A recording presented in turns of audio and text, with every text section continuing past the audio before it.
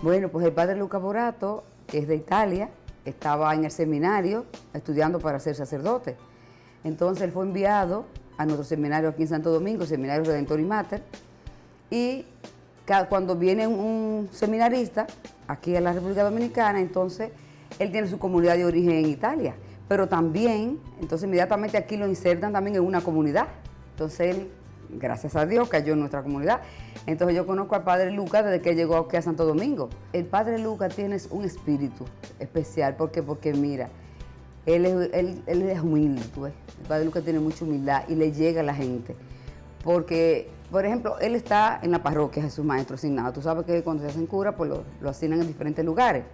A él le tocó en otra parroquia, gracias a Dios. Entonces, porque puede hacer en otra parroquia, en otro pueblo. Entonces el padre Lucas es una persona que, como su naturaleza, su personalidad, él es una persona que como que le llega a la gente como que le cae bien, él es una persona afable, es una persona humilde. Entonces es una persona que lo que te lo dice como con humildad, como con cariño. En Jesús Maestro lo quiere todo el mundo, pero el padre Lucas tiene ese don, como de que él corrige a la gente, pero con cariño, como con humildad, para que la persona cambie, para que y le sirva para su conversión. Porque eso que estamos llamados a convertirnos a Dios, a ser buenos cristianos. Entonces, los sacerdotes, que son personas que Dios llama para eso, entonces los sacerdotes, si tienen esa gracia, pues les ayuda a todos los hermanos que tienen alrededor, a su conversión, a hacerle ver cómo son las cosas, que hacerle ver la voluntad de Dios, como Dios lo quiere, pero de una forma especial como lo hace el padre Lucas. ¿Qué les digo? Que Dios les dé la gracia de mantenerlo fiel, que Dios le dé la gracia de que siempre esté en su camino, y que Dios le dé la gracia de que él siempre pueda ser una persona que lleve muchas otras personas a los caminos del Señor, que es eso que estamos llamados, a ser cristianos, a convertirnos algún día a tener la vida eterna. Yo sé que el padre Lucas es un instrumento especial del Señor. Ahí pelea un poquito, uno quiere más, el otro también, pero se lo dividen y luego entonces hace como una extracción, de forma que a mí me ha tocado venir aquí en la República Dominicana. Seguimos oyendo, escuchando y compartiendo las vivencias de fe del padre Luca Borato, quien desde Italia Dios nos lo ha regalado para compartir sus testimonios de fe entre nosotros. Tiene 11 años entre nosotros ya. Pues nos comentabas, Luca, que como joven, con ambición, con deseos, quisiste un poco como dejar atrás esa ruta familiar, Claro. esos valores y gastar tu vida. Ir en busca de tus sueños y en medio de esos sueños, porque Dios nos hace libres. Dice el libro de Deuteronomio, Claro. Te doy el bien y el mal. Pues parece que habías escogido el lado opuesto de lo que te convenía. Claro que sí. Sí, eso fue. Una cosa que no dije antes también, a mí me gustaba muchísimo jugar al fútbol. Por eso también mi ser lo había puesto en eso, en querer ser también futbolista. ¿Te diste buen futbolista? Profesional. Y que también manifiesta mi ideal de no seguir la ruta, podemos decir, de mis padres. Bueno, sí, a pesar de esto, a los 23 años tuve que ir al servicio militar, porque en Italia, aquel tiempo, 1993, los jóvenes tenían obligatoriamente hacer el servicio militar. Yo decidí que no, que decidí que este año lo dedicaba a un servicio civil en beneficio de alguna entidad pública que se ocupaba de gente, podemos decir, necesitada. ¿Te daban la opción? Sí, me daba la opción. Y ya ahí como Dios me estaba llamando en el fondo, porque ahí tuve que renunciar a las armas totalmente y me pusieron sirviendo un año en un asilo de ancianos donde había gente, los ancianos casi todos no eran autosuficientes, tenían Alzheimer, el Parkinson, morbo de Parkinson, demencia, etc. De forma que había que hacerle todo.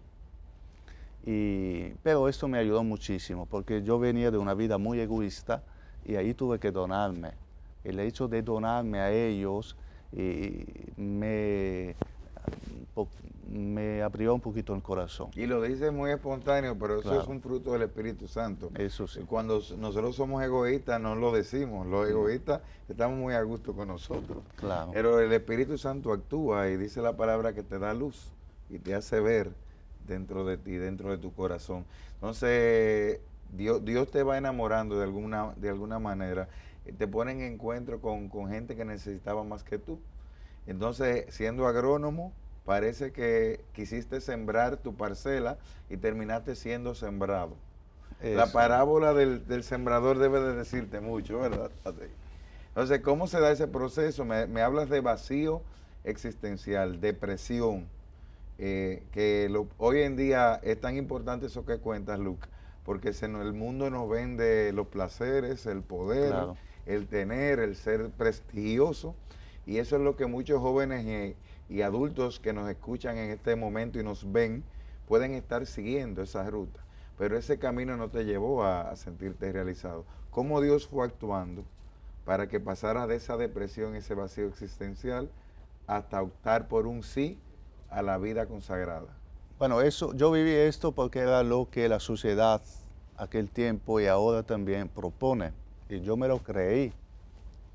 Sin embargo, como decía, tuve la oportunidad de servir un año en una casa, en un asilo. Ese hecho de donarme me permitió, o el Espíritu Santo, mejor dicho, hizo que en mí se despertara un poquito la fe.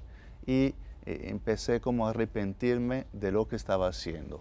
Me acuerdo muy bien una noche que no podía dormir, porque a veces tenía que dormir en este asilo, y tuve que bajar a la capilla. Eran años que yo no entraba a una capilla, y me puse delante del Santísimo Sacramento y empecé a decirle, oye, pero ¿qué quieres?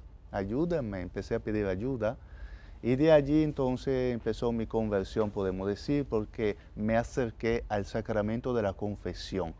En ese momento yo estaba escandalizado de mí mismo, muy acomplejado también, y un fraile que me confesaba, se llama el padre Emilio Romero, siempre se reía y me decía que Dios me quería, que era bueno conmigo y me daba la solución. Y yo no me quería ni a mí mismo. Sin embargo, escuchar de él cómo me impactaba.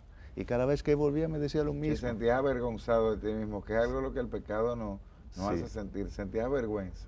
Claro. No le podías creer, pero el fraile insistía. Insistía, y al final eso entró en mí. Y a lo poco me invitaron a una catequesis de iniciación cristiana para adultos. Y esa catequesis fue como una inyección de Espíritu Santo, porque yo estaba muerto espiritualmente. Sin embargo, escuchando eso, decía, soy yo, Dios me quiere al final, Dios me quiere. Y hay una palabra que me ayudó mucho, porque decía, la vida eterna, dice, existe e empieza desde aquí. Yo, que fui un materialista total al final, que pensaba que el cielo no existía, me dicen esto, que la vida eterna empieza aquí. Y entonces ahí empezó todo un proceso. Pero sí, mi abuela tenía razón, mi padre tenía razón, es verdad, la fe es verdad, existe, Dios existe. Empecé entonces a frecuentar una comunidad neocatecumenal, y poco a poco, a través de los sacramentos, de la confesión, de la Eucaristía, Dios empezó a reconstruirme. La autoestima subió, y ya hasta que después de 7 años, empecé a ver que Dios me estaba llamando, especialmente gracias a la Jornada Mundial de la Juventud, que empecé a ir desde París, Roma, Toronto. Ya Toronto ahí lo tenía claro. Dios me estaba llamando. En esa jornada te fuiste sintiendo parte de la iglesia.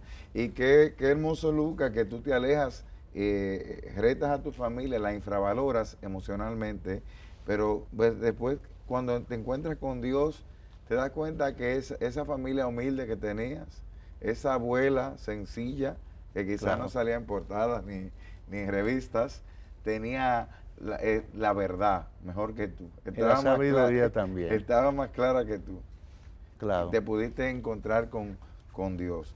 Qué hermoso. Me dice el camino neocatecumenal, que es una de las bendiciones que el Espíritu Santo ha inspirado en la vida de la iglesia. Háblanos de ese camino que es como un itinerario de fe. Sí. Es un proyecto de volver a actualizar nuestro bautismo, como Claro. en los primeros años de la iglesia. Cuéntanos un poco el camino. Muchos dirán, ¿qué es el camino neocatecumenal que nos están viendo ahora? ¿Qué pretende? Es un camino que ya los papas han ido ratificando y validando. Sí. Bueno, podemos decir que es una modalidad para vivir la iniciación cristiana. La iniciación cristiana es un proceso que se utilizaba al inicio de la iglesia, especialmente después del tercer siglo, cuando Constantino, con el edicto de Milán, proclamó, podemos decir, la religión cristiana, católica, religión del continente, del imperio. En ese momento, entonces, muchos se convirtieron, podemos decir, a la fuerza. No estaban convertidos de verdad y le hacían falta un proceso de catequesis para entender qué significaba el bautismo y luego libremente adherirse y querer vivir la vida del bautismo.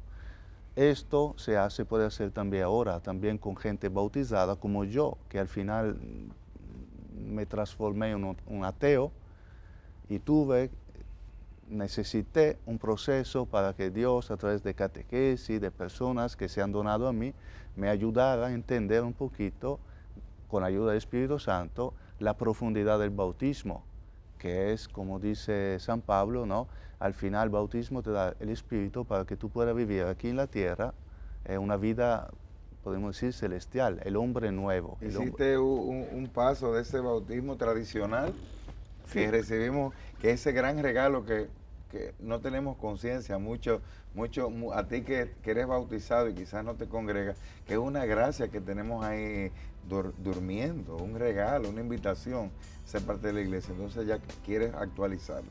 Pues vamos a seguir compartiendo contigo luego de esta pausa, cómo Dios te sacude y se queda contigo para siempre. Está aquí el camino neocatecumenal, que ha sido una pieza fundamental para mi fe y que es porque al final estoy en proceso de conversión.